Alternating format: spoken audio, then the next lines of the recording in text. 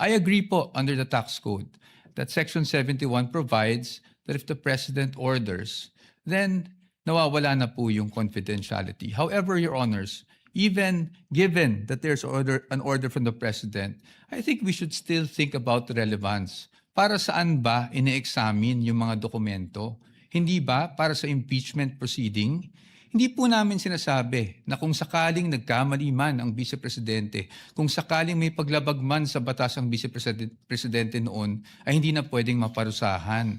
Marami naman pong paraan. You can file cases against the Vice President for those infractions, preterm infractions.